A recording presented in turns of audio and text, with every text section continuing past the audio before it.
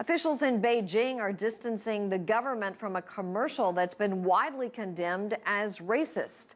The ad for laundry detergent shows an African man's black color being washed off. China's foreign ministry says the commercial has not affected relations with African governments. CCTV's Roe Ruttenberg reports.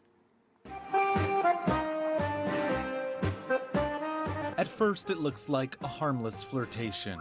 A Chinese woman washing her clothes, luring in an African worker who's been painting her home. But instead of a kiss, he's given a tablet, laundry detergent, then dunked into a washing machine. Moments later, he emerges Asian.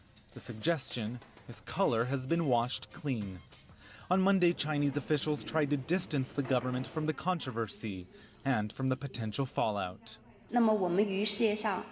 We have maintained incredibly friendly relations with all peoples of different nationalities and different races in this world, as well as all of their countries. We share mutual respect and equal treatment with them. As far as I know, this is an isolated, uncompromising act by a commercial company. She says no government has yet lodged a complaint and hailed China's, quote, brotherly relations with African countries.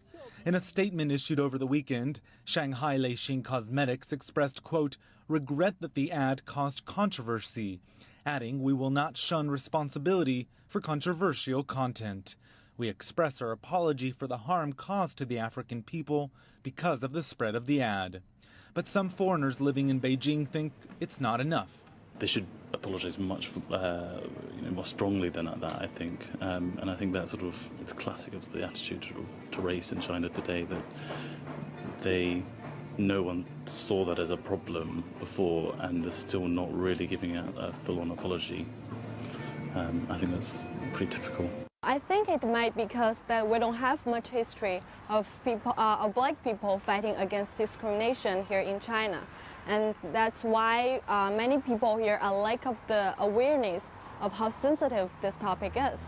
But of course, it doesn't mean that Chinese people are against the idea that everyone is equal and should be respected.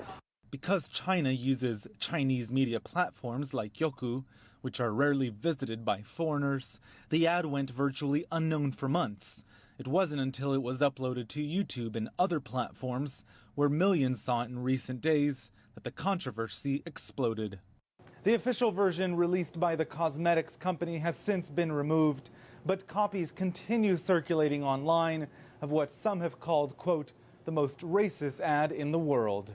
Roe Ruttenberg, CCTV in Washington. Well, this ad has generated a lot of reaction worldwide, including in China. CCTV's World Inside featured a panel to discuss the ad. The ad was basically playing on a stereotype that black people around the world have been fighting hundreds of years to combat against, And it's disappointing coming from a place like China when China has tried to project itself as an ally for black countries and people around the world. And to see something like this, like I said, it's very disappointing. Victor, what do you make of it? I mean, why would a company put on an advertisement now in the 21st century using racism in a way stupidly in the advertisement? It is very hard to imagine someone would do that today, particularly in China. Indeed, I watched the replay of the commercial and I personally am completely disgusted by the insensitivity. Appalled also by someone who could do that. Indeed, not only the insensitivity, but also the racism and the prejudice embodied in that commercial. I actually condemn this commercial, and I don't think the company which released this commercial has apologized enough. This could actually be tantamount to a hate crime. So I think the regulators and the investigators should really get into the bottom of this and also make sure that such heinous mistake will not be repeated in China. I detect, again, there are various cultural and racial stereotypes that have a reason. And this actually goes against also the effort by the Chinese government and also the leaders to reach out. For example, the Chinese leadership in the 1950s were very supportive of the civil rights movement in the United States.